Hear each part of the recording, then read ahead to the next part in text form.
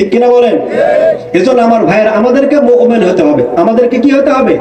মুমিন হতে হবে। এজন্য বলছিলাম যে একটা মুমিনের কয়েকটা গুণ আছে, তার মধ্যে নাম্বার 1 হলো মুমিন সব সময় তওবা করবে। কার কাছে? সবাই বলেন না কার কাছে? আল্লাহ পাকের কাছে। মুমিনের 2 নম্বর গুণ হলো মুমিন সব সময় ইবাদত করবে। কার? আল্লাহ পাকের।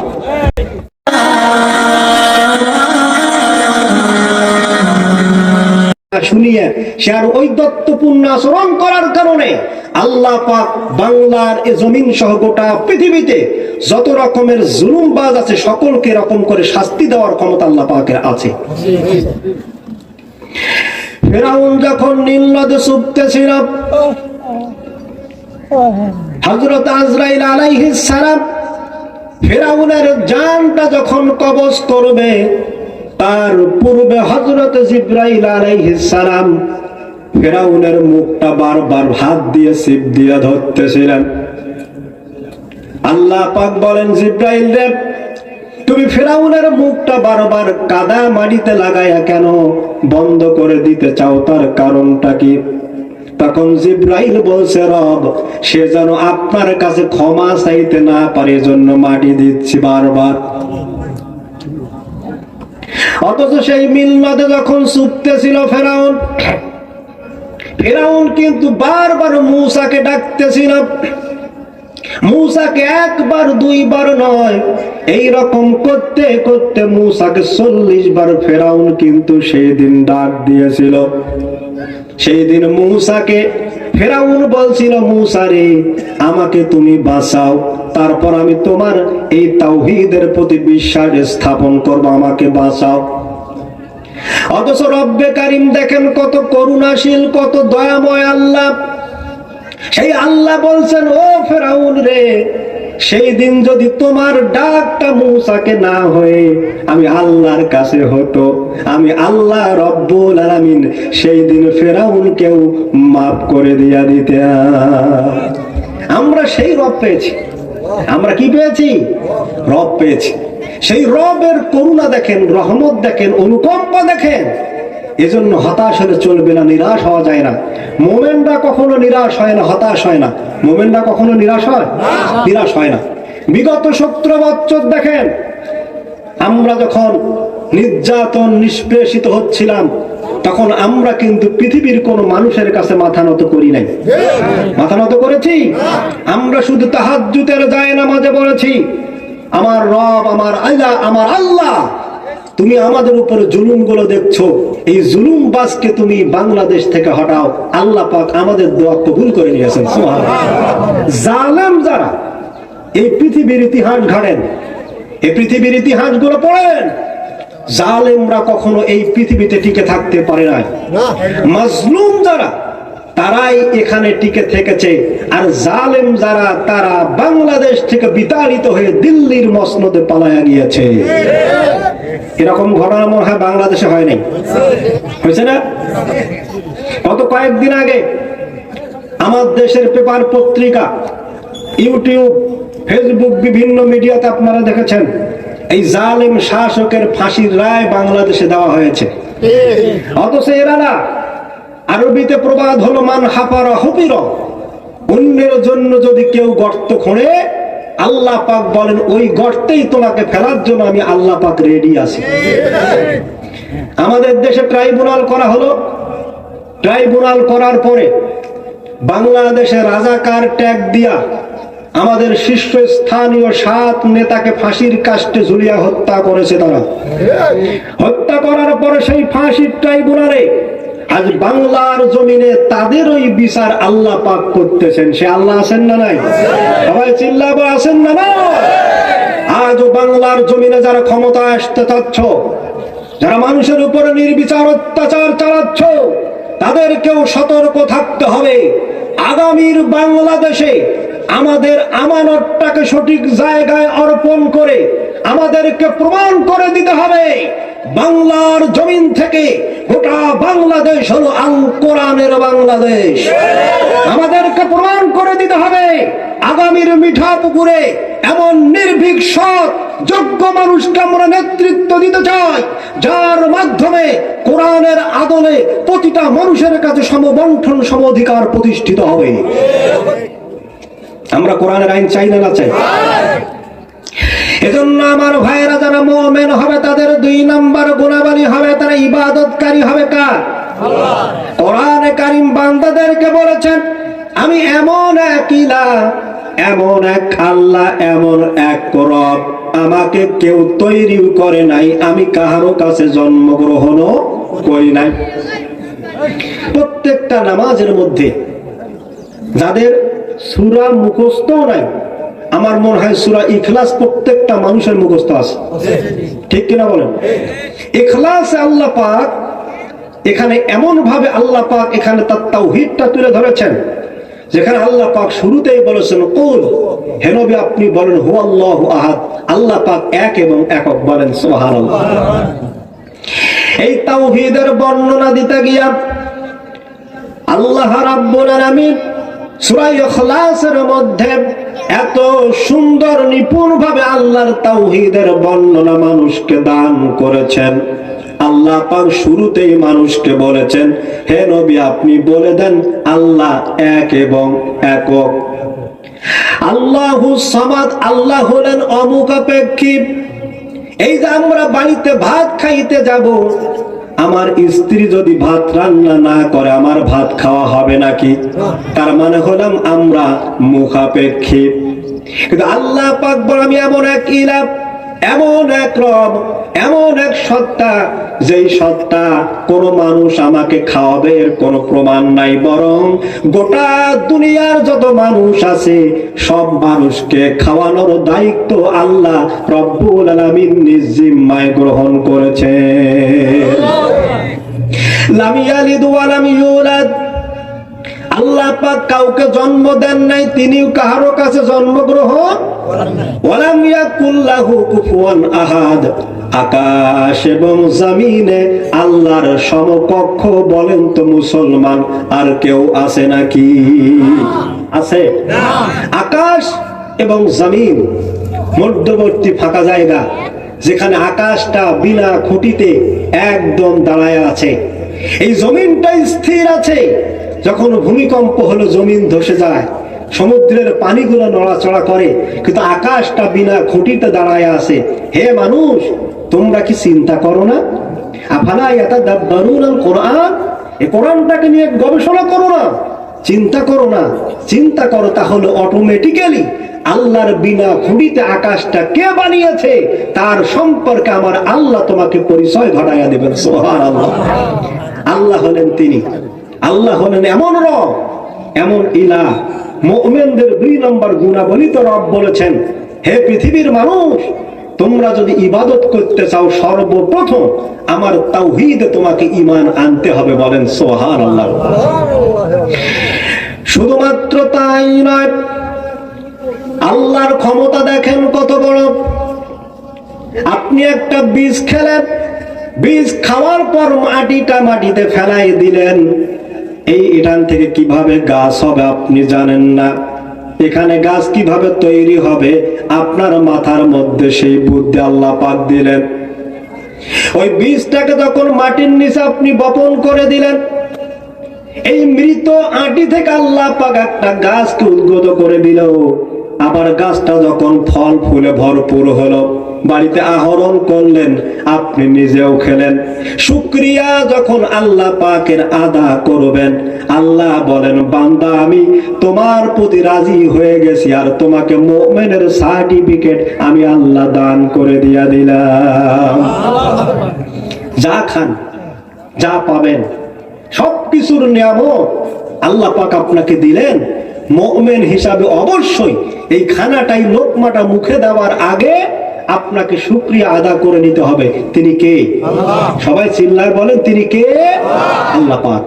সুতরাং আল্লাহ আছেন, আল্লাহর ক্ষমতা আছে, আল্লাহ একত্ববাদ, এক এবং একক, এবং আল্লাহ পাক দৃশ্য অদৃশ্যে মানুষের কল্যাণ অকল্যাণ ঘটাতে পারেন।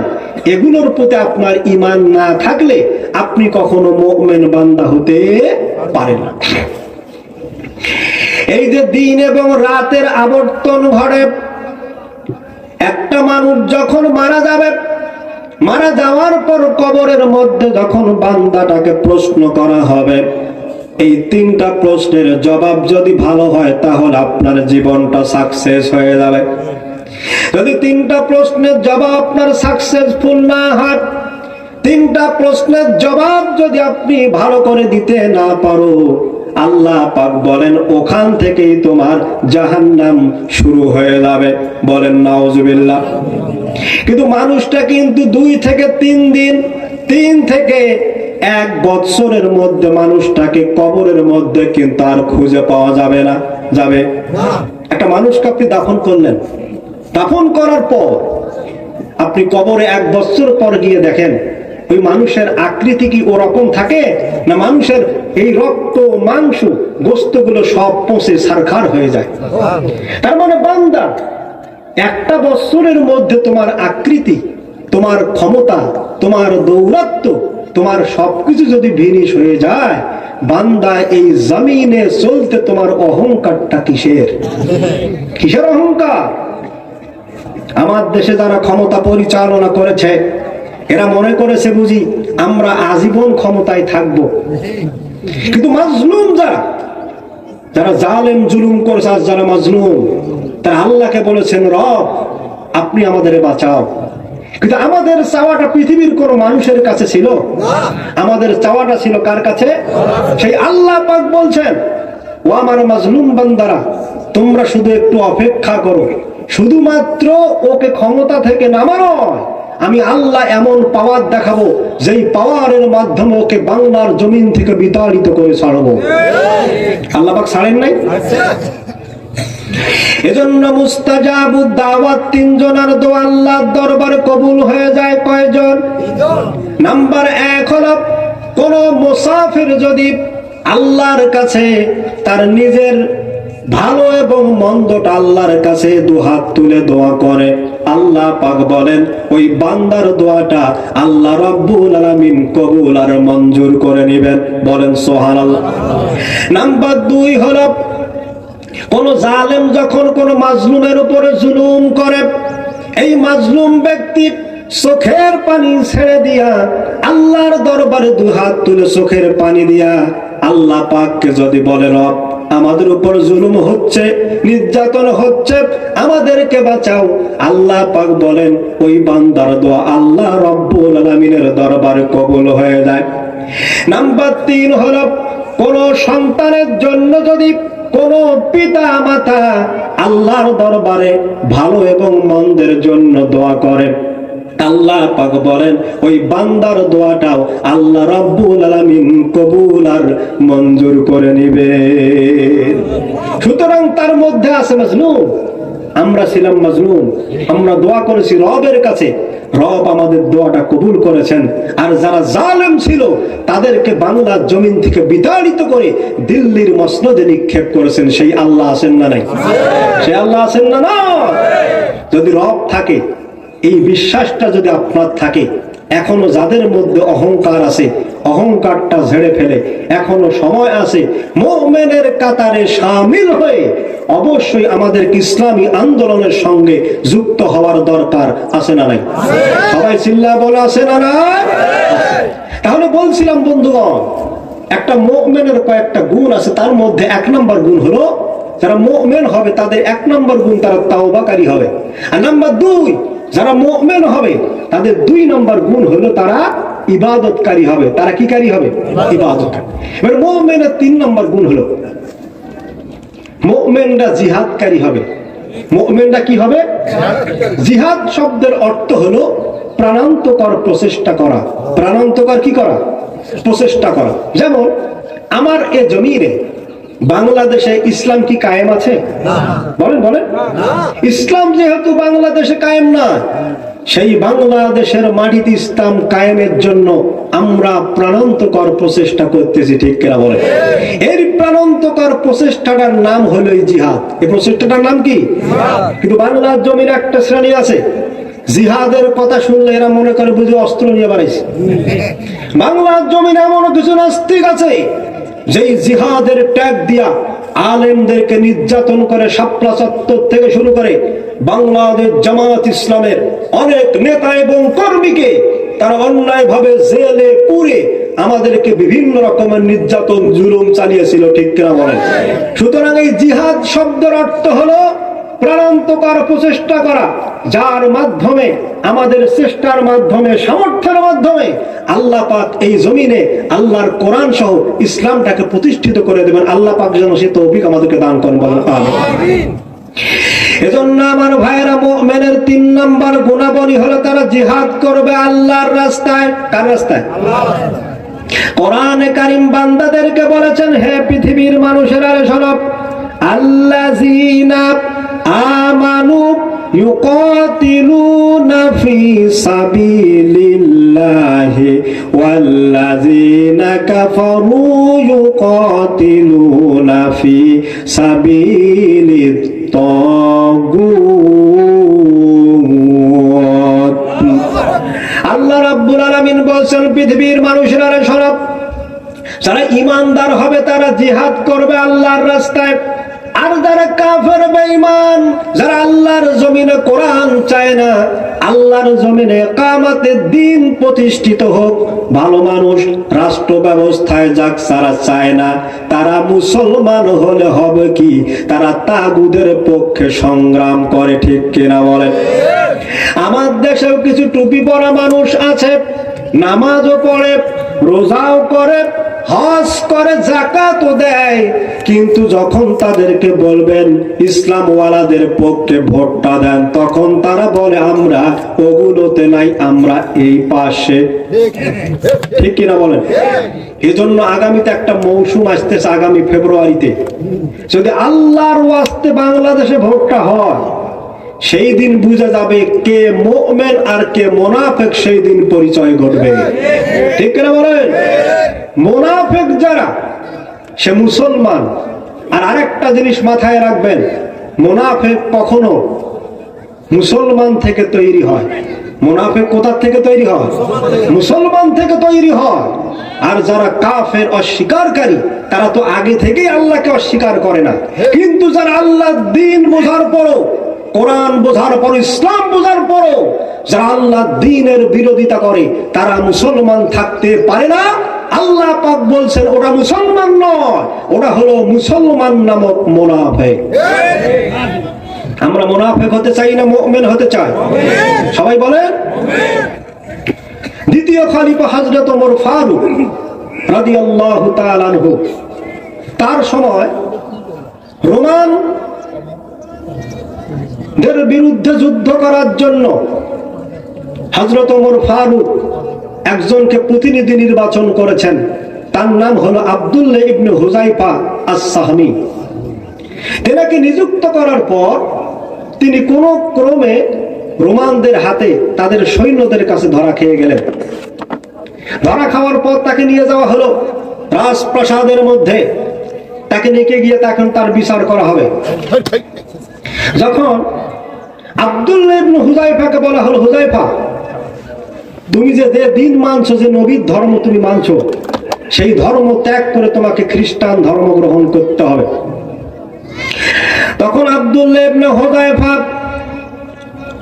রোমান বাহিনী কায়সারকে বলছেন, কায়সার, আমি ঈমান গ্রহণ করেছি আল্লাহকে ভয় করার জন্য, নবীর আদর্শ ধারণ করে আমি যেই ইসলাম গ্রহণ করেছি, কোরআন গ্রহণ করেছি, এই কোরআনের বিরোধিতা করা আর কোরআনের বিপরীতে গিয়া ঈমান ত্যাগ করে খ্রিস্টান ধর্ম গ্রহণ করব, এটা তো পাগলেও বিশ্বাস করবে না, তুমি তো দূরেই থাকলো। আব্দুল্লাহ ইবনে হুযায়ফাকে নির্যাতনের জন্য হাত দুইটা বাঁধানো হলো, নিজের পার মধ্যে লোহার বেড়ি পরানো হলো। বেড়ি পরানোর পর তার সামনে কড়াইয়ে করে তেল গরম করা হলো। গরম করার পরেও মুসলিম দুইজন বন্দীকে সেখানে এনে কড়াইয়ের মধ্যে নিক্ষেপ করা হলো। কড়াইয়ের মধ্যে তেল টকবক করতেছে গরমে। এই গরমের মধ্যে যখন দুইজন মুসলিম সৈন্যকে কড়াইয়ের মধ্যে দেওয়ার পর তাদের হাড় থেকে মাংসগুলো আলাদা হয়ে গেল। আলাদা হয়ে যাওয়ার পর তার হাড্ডিলা আছে সবকিছুই ফুটতে শুরু করে দিল। আব্দুল্লাহ ইবনে হুযায়ফা এটা অবলোকন করতেছেন আর চোখের পানি ছেড়ে দিয়া যখন এই অবলোকন দৃশ্যটা দেখতেছিলেন, তখন রোমান বাহিনীর কায়সার লক্ষ্য করে দেখলেন আব্দুল্লাহ ইবনে হুযায়ফার চোখ দিয়ে পানি পড়তেছে, মনে হয় সে এখন খ্রিস্টান ধর্ম গ্রহণ করবে। এবার যখন হযরত আব্দুল্লাহ ইবনে হুযায়ফাকে জিজ্ঞাসা করা হলো, হুযায়ফা তুমি কি খ্রিস্টান ধর্ম গ্রহণ করবে? হযরত আব্দুল্লাহ ইবনে হুযায়ফা বলছেন, আমি কাঁদতেছি এই জন্য আপনি মনে করতেছেন আমি মনে হয় আপনার ধর্ম গ্রহণ করব বাঁচার জন্য।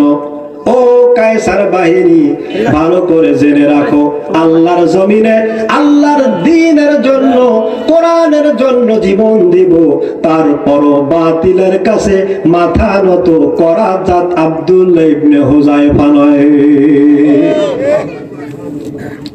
এবার আব্দুল্লাহ ইবনে হুযায়ফাকে লক্ষ্য করে বলা হলো, তাহলে তুমি কাঁদো কেন? আব্দুল্লাহ ইবনে হুযায়ফা বলল, ও রোমান বাহিনী কায়সার, আমি এজন্যই কাঁদি, আমার শরীরের মধ্যে যত পশম আছে সব পশমগুলো যদি আমার জীবন হতো, তাহলে একবার দুইবার নয়, পশম অনুযায়ী যতগুলো জীবন থাকতো সব জীবনগুলো আমি বাতিলের কাছে সুপর্দ করে দিতাম, তারপরও বাতিলের কাছে মাথা নত আমি হুযায়ফা করতাম না। এজন্য আমার ভাইয়েরা, আল্লাহ পাক শহীদদের মর্যাদা দান করে দিলেন।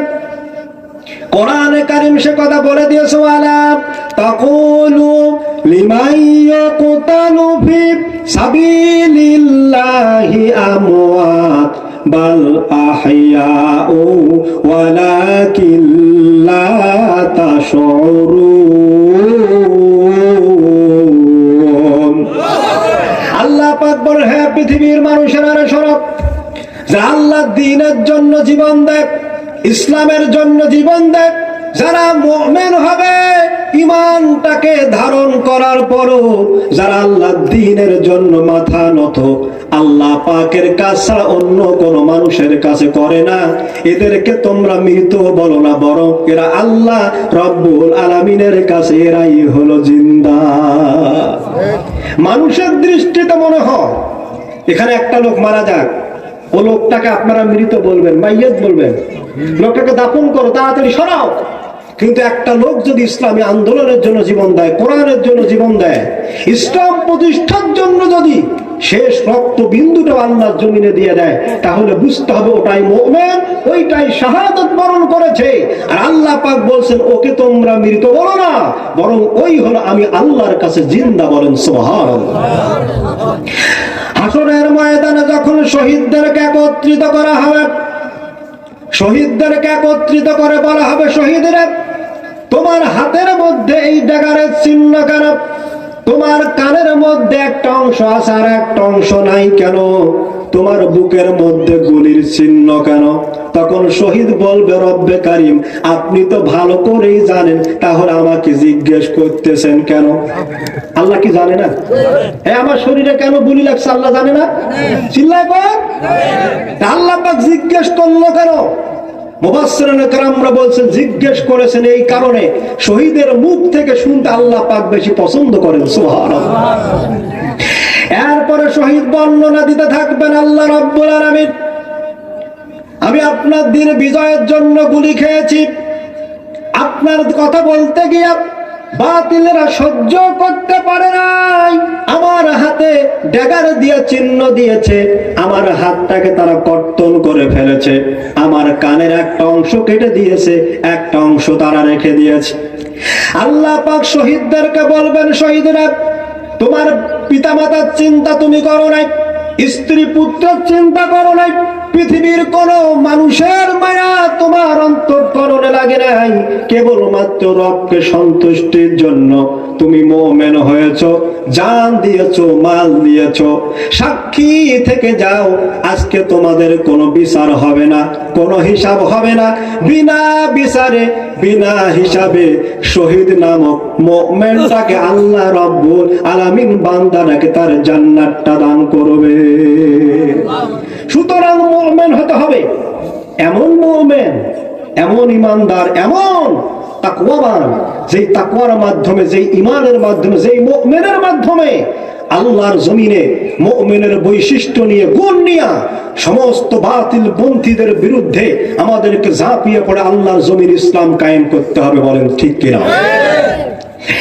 এজন্য কোরআনে কারীম বান্দাকে জানায় দিয়েছে দুইটা জিনিসের বিনিময়ে আল্লাহ পাক মুমিনকে জান্নাতটা দান করবেন।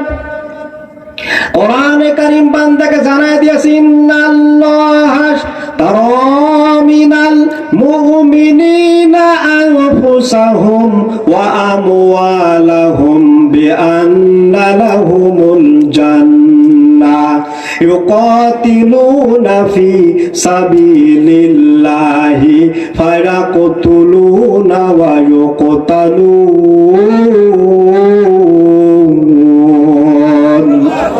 আল্লাহ পাক বলেন, হে পৃথিবীর মানুষেরা শোনো, ইন্নাল্লাহা আশতারা মিনাল মুমিনিন, নিশ্চয়ই মুমিনের জান এবং মালটা আমি আল্লাহ পাক ক্রয় করে নিয়েছি। এখানে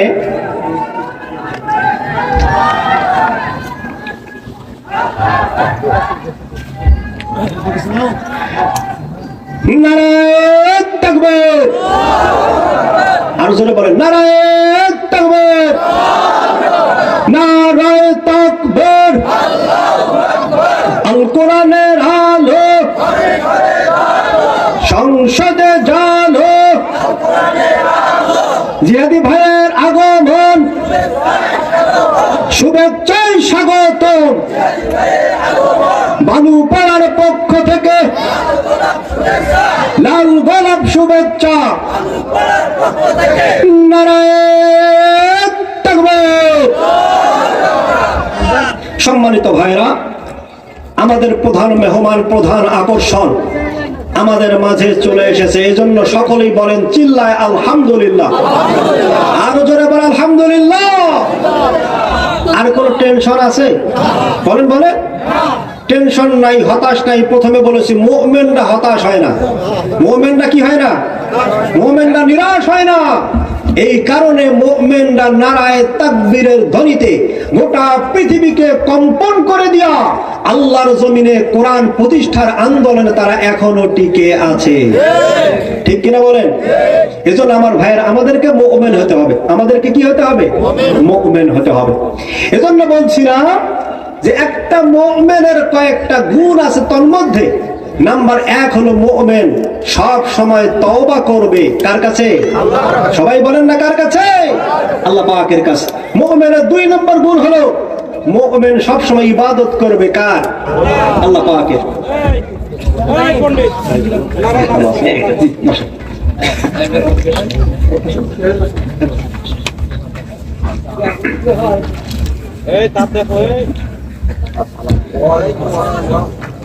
জি, আমার দিকে লক্ষ্য করুন। আমরা এক্ষণে আমার আলোচনা শেষ করবো ইনশাআল্লাহ। তবে তার আগে একটা কথা বলি। তাহলে বলছিলাম যে মুমিনের 1 নম্বর গুণ, মুমিন কি করবে? তওবা করবে। নাম্বার 2, মুমিনের 2 নম্বর গুণাবলী হলো মুমিন অবশ্যই ইবাদত পৃথিবীর কোন মানুষকে ভয় করে নয়, মুমিনের ইবাদতটা হতে হবে অবশ্যই আমার আল্লাহকে সন্তুষ্টির জন্য। ঠিক কিনা বলেন? আর নাম্বার 3, অবশ্যই মুমিনের অন্তঃকরণে এই তামান্না সব সময় থাকতে হবে, যখন ওই যে সময়, যখন ওই যে ডাক আসুক, অবশ্যই সেই ডাকে সাড়া দিয়ে আমাদেরকে জিহাদের তামান্না নিয়ে আল্লাহর জমিনে প্রাণান্তকর প্রচেষ্টা করে আল্লাহর জমিনে ইকামতের দিন প্রচেষ্টা করতে হবে। বলেন ঠিক কিনা? মুমিনের 4 নম্বর গুণ হলো অবশ্যই মুমিন সময় মতো নামাজ আদা করবে। সময় মতো কি করবে? এই কথা বলা আমি শেষ করব। হাদিস শরীফ থেকে শোনাচ্ছি, মুসলমানের হৃদয়ের কান দিয়া শোনা। আল্লাহর নবী সাহাবায়ে কেরামদেরকে বুঝতেছেন, সাহাবায়ে কেরাম, লাউ আন্না নাহরান বিবাবি আহাদিকুম, তোমাদের বাড়ির সামনে যদি একটা নহর থাকে, একটা নদী থাকে, সেই নদীতে দৈনিক মানুষ যদি 5 বার গোসল করে, তাহলে তার গায়ের মধ্যে কোনো ময়লা থাকার কথা কি? তখন সকল সাহাবীরা বলছেন, ক্বালু ফাযালিকা মিসলু সালাতিল খামস। আল্লাহর নবী সকল সাহাবীদেরকে বললেন, সাহাবীরা রে, কোন বান্দা যদি মুমিন হওয়ার নিমিত্তে ফজর থেকে ঈশা পর্যন্ত 5 ওয়াক্ত নামাজ জামাতের সাথে আদায় করতে পারে, আল্লাহ রাব্বুল আলামিন বলেন, হাল হুন্না ইয়াবকুন্না বিহিন্নাল খতায়া, তাহলে বান্দার জীবনের সব গুনাহ খাতা আল্লাহ রাব্বুল আলামিন বান্দার maaf করে দিয়া দিবে। সুতরাং মুমিনের যে সমস্ত গুনাহবলী আমি বললাম, আপনারা শুনলেন, আমাদেরকে বাস্তব জীবনে আল্লাহ পাক যেন আমল করে ইহকালীন জীবনের কল্যাণ আর